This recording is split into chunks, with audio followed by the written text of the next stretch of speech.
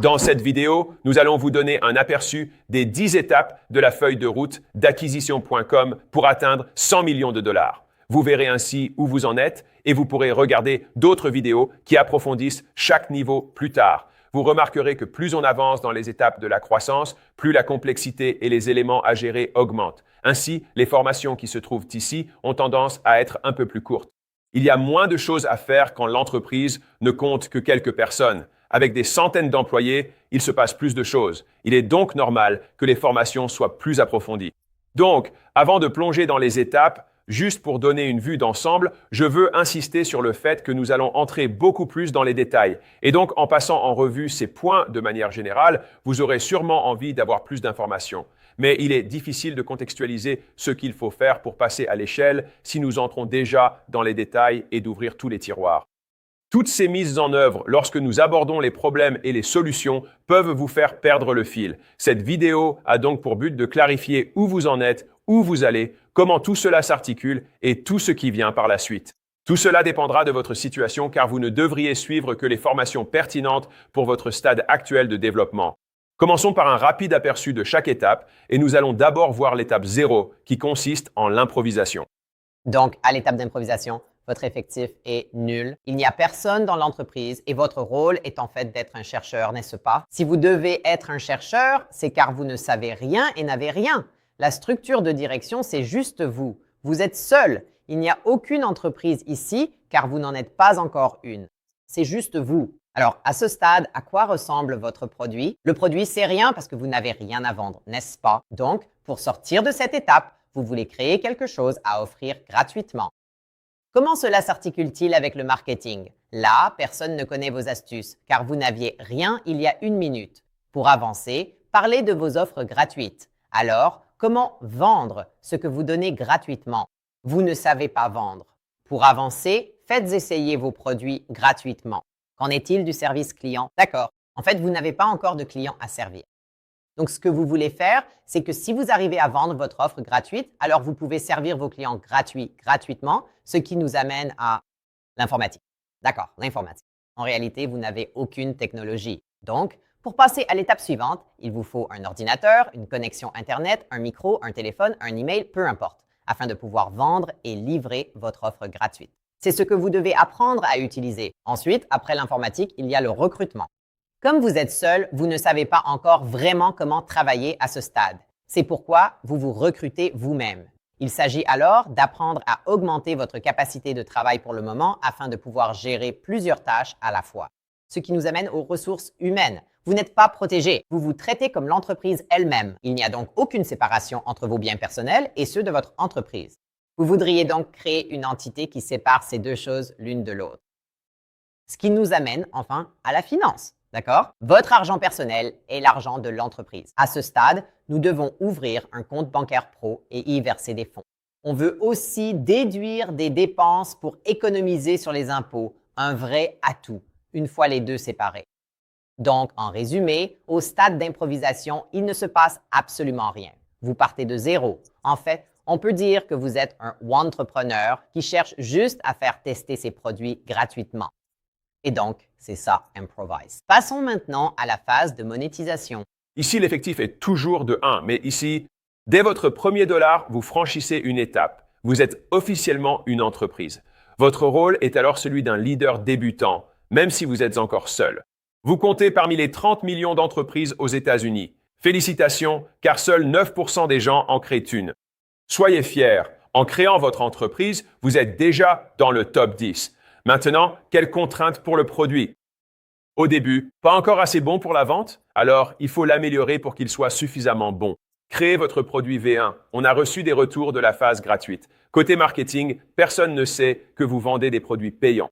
Pour l'étape suivante, parlez de vos produits payants et inscrivez-vous pour obtenir des crédits publicitaires gratuits. Ce sont des moyens simples et peu coûteux de vous faire connaître. À ce stade, vous apprenez encore à vendre en cherchant simplement à réaliser votre toute première vente ici. C'est ça. Utilisons les résultats obtenus avec les gratuits pour vendre aux clients payants en résolvant simplement leurs problèmes. Pas besoin de script ou de traitement complexe. Vous visez votre premier dollar. Service client. Ici, c'est gratuit. Les clients ne l'utilisent pas ou peu. Pour réussir, il faut identifier les coûts cachés et comprendre leurs réticences en leur parlant. Le problème est que vous n'avez aucun outil ni réseau. Pour votre diplôme, trouvez des logiciels gratuits via des groupes et des forums en ligne. Cherchez sur Google. Recrutement. À ce stade, vous ignorez comment faire ou manquez de temps. Vous débutez à peine, c'est ça? Vous contactez donc les gens. Qui connaissez-vous pour vous aider? Sollicitez alors vos amis, votre famille et vos connaissances. Contactez tout votre réseau ou utilisez des plateformes de freelance pour pallier vos manques initiaux de compétences ou de temps. Ressources humaines, RH. Vous payez des freelances pour faire le travail et vous n'obtenez pas ce que vous voulez. Triste pour vous. Établissez des accords de base avec les prestataires et fixez les attentes. Financièrement, sans système d'encaissement, vous ne pouvez pas vendre. Il vous faut donc un moyen de collecter l'argent. Configurez votre processeur de paiement, effectuez une transaction et recevez votre premier dépôt. En résumé, votre entreprise ne génère pas encore de revenus. Alors, que devons-nous faire? Il faut faire notre première vente. C'est l'étape suivante pour la monétisation. Nous venons donc de terminer la deuxième étape. Voici les étapes. D'abord, la monétisation. Et maintenant, nous passons à la publicité. Publicité, effectif, toujours une seule personne, juste vous. On est tout seul ici, d'accord? Votre rôle est d'être un exécutant. À ce stade, soyez sur le terrain, veillez à ce que rien ne soit en dessous de vous. Côté leadership, vous n'avez pas de dirigeants, mais des freelances travaillant pour vous. Ici, le chiffre d'affaires reste sous les 30 millions car les freelances ne comptent pas comme employés. Donc, à ce stade, vos clients payants ont des attentes plus élevées, mais votre produit reste peu fiable et pas assez performant.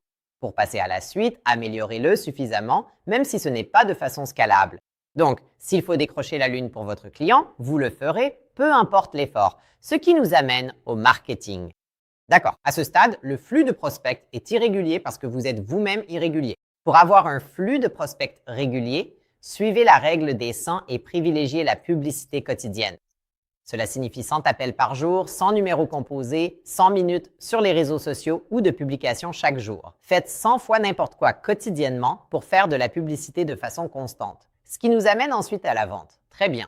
À ce stade, les taux de conversion sont irréguliers car vous apprenez à vendre.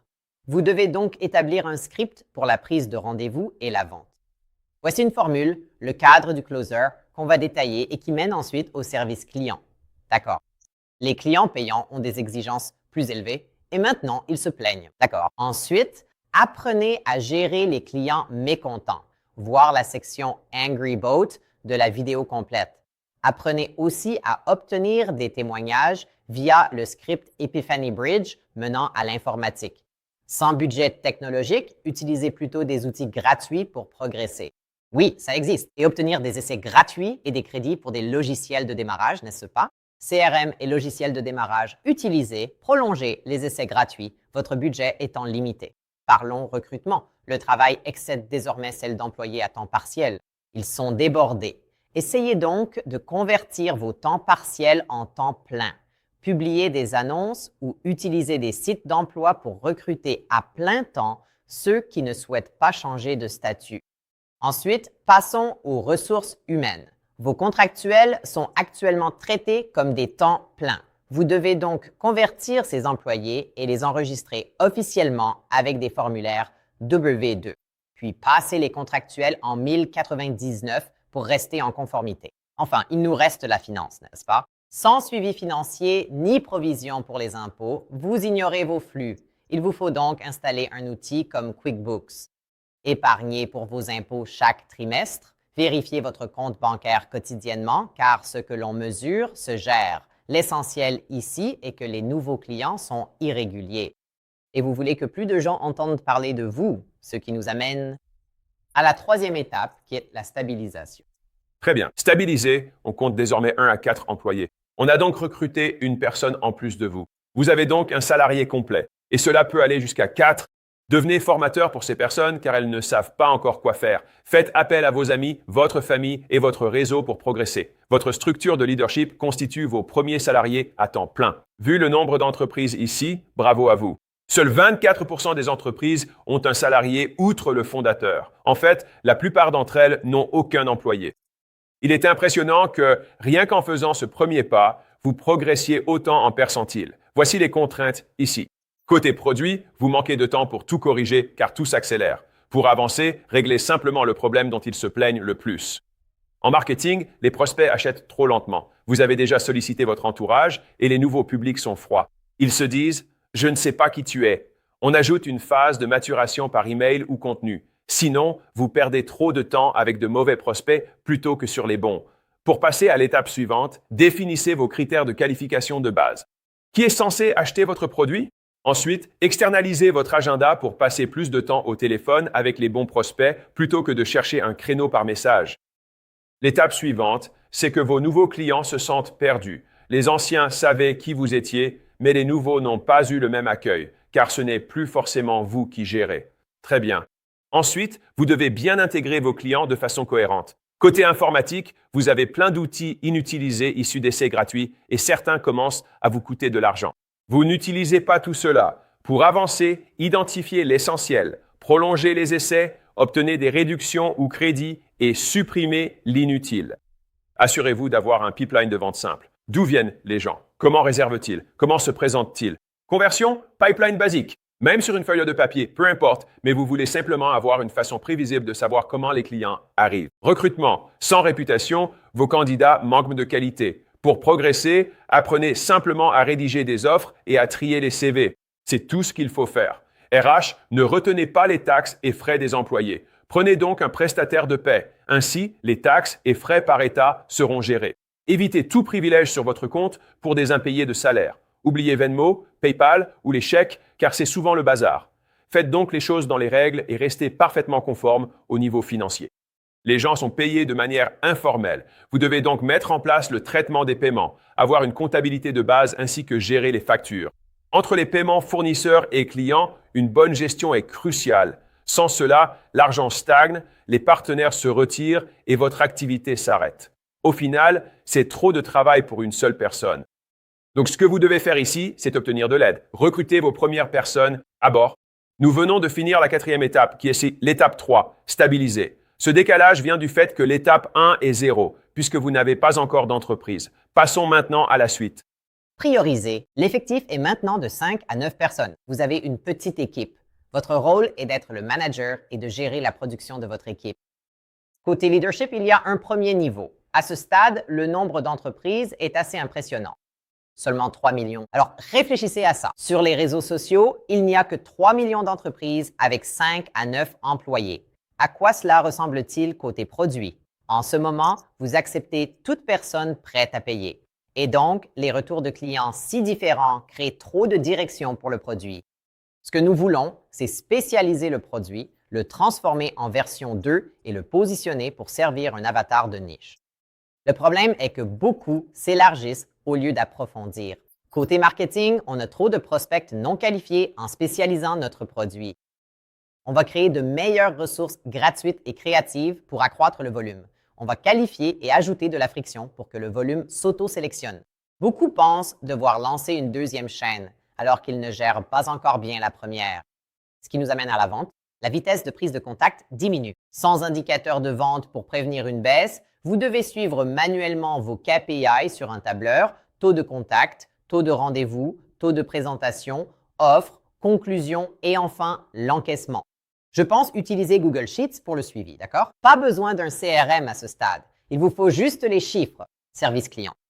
N'ayant pas d'indicateur pour le service ou la satisfaction client, nous souhaitons instaurer dès maintenant des KPI de suivi. On veut centraliser les notes clients dans un CRM. Il nous faut des métriques, un endroit pour les stocker et un pour les notes afin de faciliter les échanges d'équipe au sujet des clients. Ce qui nous amène à l'informatique. Votre nouvelle équipe n'utilise pas tout. Ce que nous voulons faire, c'est que tout le monde utilise les mêmes plateformes. Sécurisez vos mots de passe, utilisez des outils de gestion et de communication. Utilisez monday.com, Asana, Slack, LastPass. Ce sont les outils à mettre en place dès maintenant. Ainsi, tout le monde utilise les mêmes logiciels pour collaborer. Ce qui nous amène au recrutement. Nous perdons du temps avec de mauvais candidats. La raison, c'est que nous devons apprendre à mener un véritable entretien et vérifier les références. Passons maintenant à la vitesse supérieure avec le processus de recrutement. Parlons des ressources humaines. Les employés ignorent comment agir. Vous avez des employés et en recrutez d'autres. Pas de congés payés. Comment prendre un jour maladie? Sinon, je viens pas demain. Et qu'est-ce que tu portes? Ils débutent de nouvelles activités sans trop savoir comment agir. Il faut donc instaurer un manuel et des politiques pour les guider. Enfin vient la finance. Votre trésorerie est irrégulière parce que vous l'êtes aussi à cause de dépenses exceptionnelles. D'accord. Et donc, vous découvrez que faire tourner une entreprise coûte de l'argent. L'objectif est donc de mettre tout ça en place. PNL, flux de trésorerie à établir et assurance pro de base. À ce stade, votre équipe est formée. Assurez votre protection, gérez vos fonds et protégez-vous. Enfin, vouloir plaire à tout le monde est vain. Vous devez vous spécialiser et choisir les meilleurs clients à servir. Nous venons de terminer la priorisation. Passons maintenant à la phase de productisation. Côté productisation, comptant 10 à 19 employés, on passe à la tranche suivante. Vous êtes maintenant directeur et gérez un étage et demi hiérarchique. Vous avez peut-être vos 2 premiers managers, chacun gérant quelques personnes, et vous gardez des collaborateurs en gestion directe. On compte à ce stade 2,4 millions d'entreprises. Côté produit, les clients n'ont plus rien à acheter chez vous ensuite. Vous avez ce nouveau produit de niche pour cet avatar amélioré, mais comme il est spécialisé, il demande « et après ?» Il n'y a rien. Ensuite, liez le support client aux produits pour cerner leurs attentes et créer de nouvelles offres à leur vendre. Ce produit s'inscrit donc dans cette étape. Avec ce second choix, côté marketing, les prospects qualifiés deviennent trop chers et limitent vos investissements publicitaires.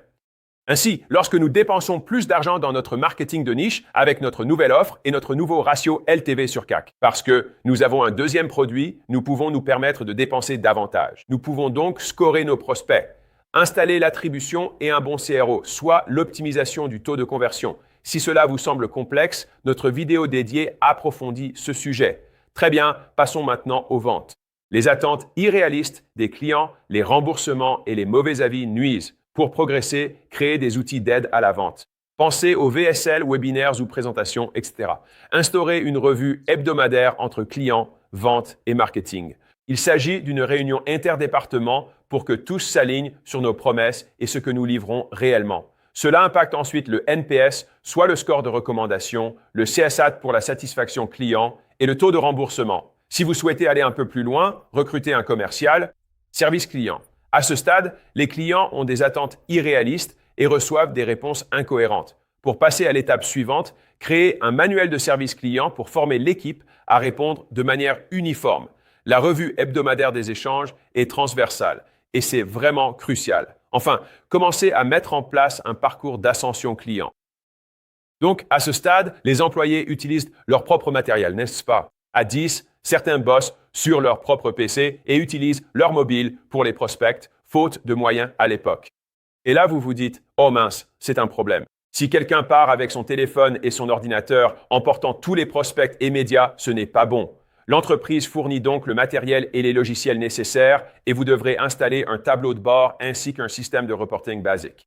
Recruter ici est difficile pour les postes supérieurs. Pour évoluer, vous privilégiez la promotion interne plutôt que d'appliquer le principe de Peter, soit promouvoir les gens jusqu'à leur niveau d'incompétence. Vous voulez éviter cela. Incitez vos employés à recommander des candidats via une prime égale à votre coût d'acquisition de talent, SAT. Tout comme le CAT, coût d'acquisition client, vous avez le CAT, coût d'acquisition de talent.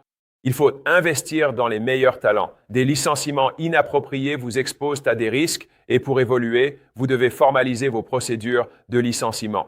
À ce stade, vous devrez sûrement vous séparer de certains collaborateurs. Vous réaliserez que vos recrutements étaient imparfaits et que vous avez fait des erreurs de casting. Côté finance, ignorant votre capacité d'investissement, votre surplus de trésorerie vous pousse à croître, mais sans savoir à quel point.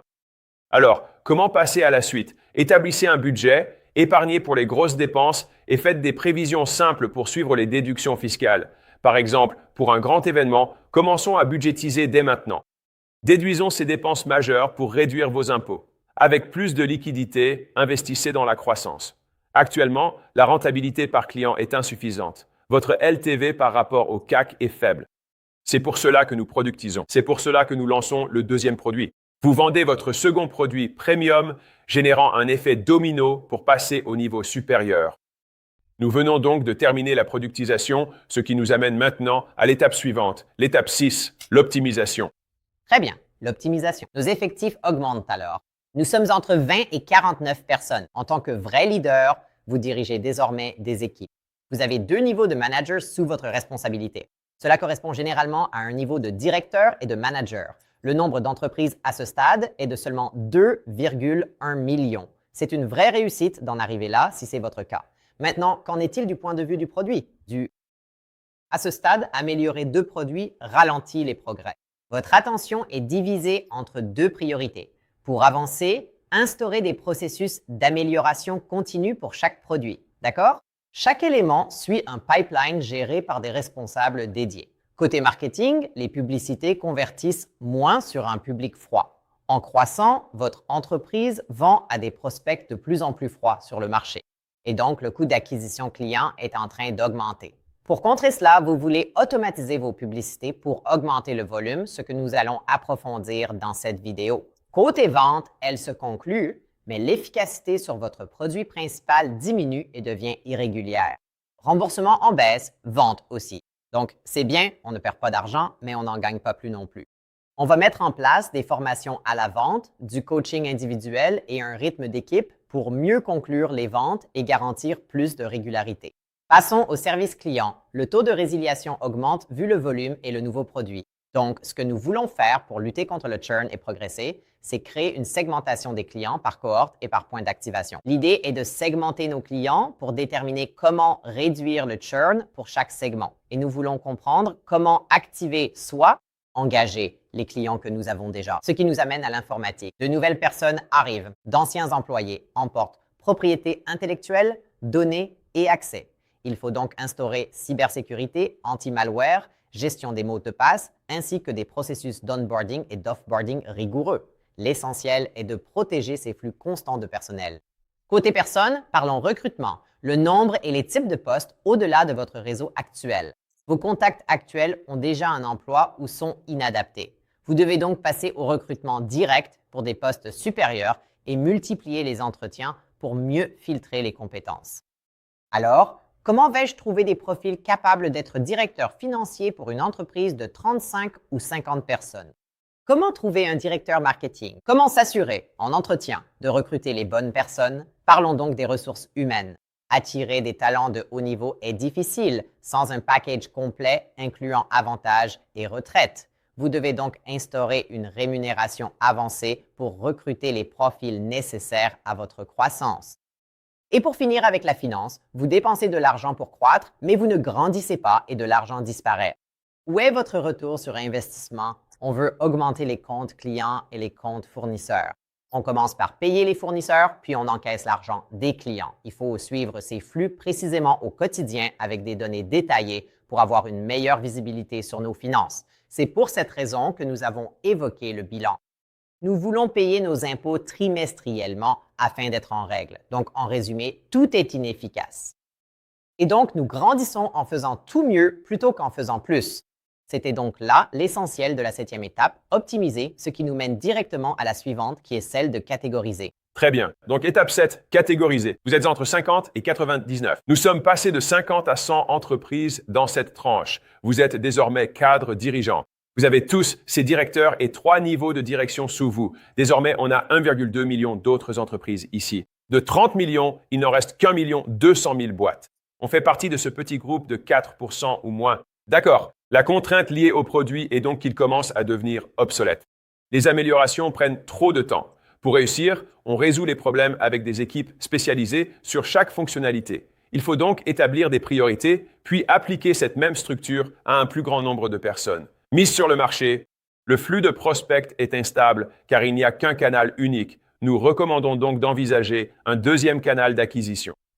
Ensuite, sécuriser ce deuxième canal d'acquisition via un système de recommandation solide. Voici comment. Puis, instaurer une maturation segmentée des prospects selon leur score. Nous scorons déjà nos prospects sans marketing différencié par email. En les segmentant, on obtient de meilleurs retours sur nos campagnes d'email et aussi via la recommandation. Cet argent supplémentaire à moindre coût finance ainsi notre second levier de croissance. Nous choisissons la plateforme la plus similaire et nous déterminons quel sera le prochain canal publicitaire à utiliser. La contrainte suivante sera donc la vente. Des prospects sont alors gaspillés. Il manque de suivi régulier par l'équipe. Ensuite, on optimise les horaires pour augmenter le flux global. On crée une checklist de suivi des prospects et on instaure des félicitations. Ainsi, une culture de suivi des prospects et des mises à l'honneur pour les personnes qui ont des taux de présence aussi élevés que leur taux de clôture. À partir de là, nous passons au service client. Et donc, à ce stade, le service client n'est que réactif. Face au chaos d'une gestion de crise permanente, nous devons passer à une approche proactive en créant un parcours client et une communication adaptée à chacune des étapes clés. On se focalise ici sur les renouvellements et extensions. Côté informatique, en soutien, les données, l'API et les accès sont éparpillés. C'est le problème ici. Pour avancer, nous installons le réseau et migrons les solutions vers le cloud. En présentiel, c'est spécifique. À distance, vous êtes déjà sur le cloud via un hébergeur et centralisez tout hors site. Sur site, votre local de stockage contient les nouveaux ordinateurs, etc. Côté recrutement, embaucher les bons profils prend trop de temps. Et ils sont embauchés ailleurs. Et vous avez trop de postes pour suivre les candidats et leur suivi de recrutement. Comme évoqué précédemment, nous lançons désormais les entretiens avec plusieurs candidats pour les différents postes. Il faut donc suivre tous ces éléments. Vous aussi? Attends, t'es John. Je parle à Tim. C'est désorganisé. Pour passer à l'étape suivante, installer un ATS, un logiciel de recrutement, pour gérer autant de postes ouverts. Voyez ça comme un CRM pour les candidats, un pipeline de vente, mais pour ceux qui postulent. Ensuite, par-dessus cela, vous ajoutez des cabinets de recrutement spécialisés pour répondre à la demande en matière d'embauche. Et pour certains profils que vous ne savez pas recruter vous-même, où aller chercher ces développeurs spécifiques ou n'importe quel programmeur. En fait, le problème RH est qu'on a trop d'endroits différents pour les informations et aucune donnée. Pour avancer, on met en place un système d'information des ressources humaines. C'est là qu'on se demande qui est-ce qui devrait vraiment être promu aujourd'hui. C'était quand sa dernière promotion? Qui a la date de naissance de John? Par exemple, toutes les données de vos employés sont éparpillées et non protégées. Utilisez un SIRH garantit votre conformité. C'est indispensable quand on atteint les 100 salariés. Exactement. Côté finance, le souci est que votre équipe dépense votre argent sans compter. Cela arrive car vous n'êtes plus seul à tout gérer. Ils dépensent moins bien que vous. Pour progresser, installez un suivi trimestriel des budgets par service, des cartes plafonnées et des approbations. Ajoutez une assurance pour affiner vos prévisions. Vous vous dites, ça fait beaucoup de choses. On aborde tout cela beaucoup plus en détail dans la vidéo approfondie. Donc, pour résumer à ce stade, chaque système est dépassé et l'entreprise est désorganisée. Donc, pour passer à l'étape suivante, vous devez faire du tri. Vous devez organiser les choses, les déplacer et dire, ce groupe va ici. Ce groupe de prospects va ici. Ces candidats vont ici, ces prospects vont ici. Vous vous organisez. Très bien, nous venons de terminer la 8e étape, qui est l'étape 7, catégoriser, ce qui nous amène ensuite à l'étape 8, spécialiser. Bien, donc spécialiser. C'est là qu'on commence à avoir de grandes équipes. Nous avons entre 100 et 249 personnes. Votre rôle est celui de président. Vous avez 4 niveaux en dessous de vous, incluant une véritable équipe de direction, quelques directeurs et au moins 2 niveaux de management. À ce stade, il n'y a que 900 000 entreprises. Moins d'1 million y parviennent. Si vous voyez cette vidéo et en êtes là, vous êtes déjà une exception. À quoi ressemble le produit à ce stade? À ce stade, le produit a trop de fonctionnalités et commence à submerger les clients. Il devient donc une chose désorganisée, un Frankenstein qui s'est accumulé au fil des années. Pour passer à l'étape suivante, nous devons interroger nos clients sur leurs préférences. Il faut épurer le produit en retirant ce qu'ils n'apprécient pas. Ces éléments retirés deviendront des options ou ventes croisées, des achats complémentaires au produit principal, ce qui nous amène maintenant au marketing. Ici, de vastes campagnes attirent des prospects peu qualifiés et nuisent à la marque. Nos coûts d'acquisition grimpent donc via ces 2 facteurs. Pour évoluer, développons la marque avec un message standardisé, offrons de la valeur et créons des liens positifs. Répétons notre message principal, un peu oublié en chemin. Nous devons nous concentrer là-dessus. Il faut donner et investir constamment dans notre audience, plutôt que d'en extraire seulement la valeur. Ensuite, nous passons à la vente, n'est-ce pas? Donc, en ce moment, l'efficacité de clôture sur le produit haut de gamme diminue. D'accord? Pour résoudre ce problème et avancer, nous voulons orienter les meilleurs prospects, ceux qui sont susceptibles d'acheter, vers nos meilleurs vendeurs. Et ensuite, nous allons automatiser le suivi des indicateurs par vendeur et par produit afin de garantir que nous suivons tout efficacement. Passons maintenant au service client. Nous avons plusieurs parcours clients en conflit ou mal synchronisés, donc les choses s'entrecroisent et se percutent, n'est-ce pas? L'idée est de créer des recommandations proactives pour parcourir les éléments et un parcours client intégré. Vous aviez un parcours pour votre premier produit, puis pour le second. Vous en voulez désormais un regroupant, tout pour plus de clarté. Oui, ils interagissent les uns avec les autres. Cela nous amène à l'informatique. Donc, le service dépasse les logiciels généraux et a besoin de solutions spécifiques. D'accord? Il y a donc trop de demandes internes et aucun processus de gestion des demandes et nous n'avons aucune politique départementale. Donc, pour évoluer, nous devons obtenir des piles technologiques spécialisées pour chaque service et créer un processus interne de gestion des demandes, autrement dit, un système de tickets pour l'informatique, pour chacune de ces piles technologiques. Ensuite, recruter du personnel selon les besoins et créer des processus départementaux ainsi que des accords de niveau de service. Ces accords consistent à définir le temps nécessaire aux tâches spécifiques que l'équipe informatique effectue. Côté recrutement, des standards incohérents nuisent à votre culture, n'est-ce pas? Les mauvais candidats vont trop loin dans le processus. Nous devons donc standardiser notre processus de sélection et instaurer une étape de validation finale par le fondateur. Il est donc nécessaire d'avoir un processus d'entretien et de sélection afin de nous protéger contre des standards incohérents. Les ressources humaines, à quoi cela ressemble-t-il précisément? On a tant de nouveaux et d'anciens employés que la performance en souffre, n'est-ce pas? Vu le volume, les soucis de conformité et les plaintes augmentent. On entend alors des choses négatives sur les RH. Nous visons une intégration de groupe via un logiciel et une gestion de la performance documentée. Nous pouvons donc adopter un système pour gérer la performance à ce stade, souscrire une assurance responsabilité civile pour le personnel et renforcer nos valeurs. Actuellement, comme en marketing, notre culture d'entreprise fait face à un message trop vague, manquant de force et de percussion. On veut donc renforcer le message, rappeler les bases de l'entreprise et veiller à sa transmission à tous les employés, partout. Enfin, il y a la finance. La finance, c'est que vous payez toujours le prix fort pour tout. On vous surfacture, hein? Votre trésorerie n'est pas protégée, sans aucun rendement. On veut donc renégocier les tarifs sur tout. Vous dirigez tout maintenant? Non. Peu d'entreprises atteignent ce niveau. À ce stade, vous méritez un traitement spécial et vous visez des avantages financiers particuliers, n'est-ce pas? Surtout fiscalement, pour limiter les risques. Nous commençons donc à spécialiser nos rôles à ce stade. Et en interne, nous voulons nous assurer d'auditer nos finances de manière régulière. Cela peut être un audit annuel réalisé par un cabinet externe, car à ce stade, nous ne sommes pas protégés et nous devons nous assurer qu'un tiers veille sur nous et nous protège dans notre intérêt. Parce que malheureusement, beaucoup de problèmes qui surviennent en finance se produisent en interne, pas en externe. Donc, au final, personne n'est assez compétent pour tout savoir, n'est-ce pas? Nous voulons donc créer des personnes et des équipes dédiées à des tâches spécifiques. Nous venons donc de terminer la 9e étape, qui est l'étape 8, spécialiser.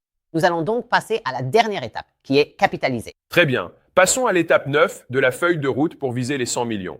Vous passez de 250 employés et allez jusqu'à 500. Votre rôle évolue de président à président de conseil. Vous avez surtout des responsables produits, des directeurs, PDG. La terminologie varie, mais en gros, vous gérez ces mini-entreprises formant un conglomérat dont vous avez la charge et votre rôle est d'y allouer les ressources. On compte 300 000 entreprises à ce stade. Seulement 0,001% de celles qui débutent y parviennent réellement. Donc, félicitations à vous. C'est un très grand accomplissement. À ce stade, modifier vos produits phares, ces vaches à lait qui génèrent vos revenus, constitue la contrainte majeure. Ce qui vous a rendu célèbre, ce qui a bâti l'entreprise, toute modification à ce stade ne fait qu'empirer. Le défi est de créer du neuf pour croître sans toucher aux produits phares. Pour franchir l'étape suivante, il vous faut trouver votre prochaine étoile montante, soit par une acquisition externe en M&A, soit en la développant en interne via la R&D. Et vous devez commencer à penser à 1, 2, 3 ans à l'avance. Quel pari vais-je faire sur le produit pour avoir cette nouveauté prête au moment où le marché en aura besoin? À ce stade, vous êtes tellement grand que pour faire bouger les choses, il faut dominer un marché ou une tendance. Le marketing et l'attribution des prospects deviennent très difficiles car vous agissez partout. Les flux de prospects variés et les contraintes de conformité réglementaire deviennent alors de réels défis. Pour l'étape suivante, passez à une publicité axée marque avec une approche omnicanale, un ROAS global sur vos produits et mettez en place un processus de conformité. C'est comme dire, on dépense 1 million de dollars par mois. Très bien. Alors, quel budget pour le haut de l'entonnoir, la notoriété, les partenariats de marque et les collaborations? Quelle part de cet investissement est consacrée à des choses que nos clients vont adorer et connaître par rapport au simple arbitrage du ROAS sur l'optimisation de la conversion en réponse directe? À ce niveau, il faut voir plus grand. Les ventes. Trop de prospects et produits débordent d'un seul commercial. Trop de choses arrivent en même temps.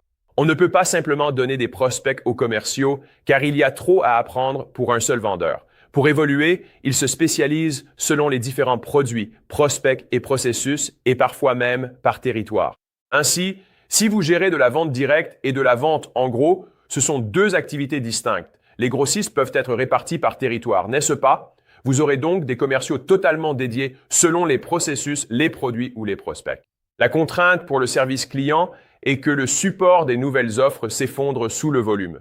Il se passe beaucoup de choses.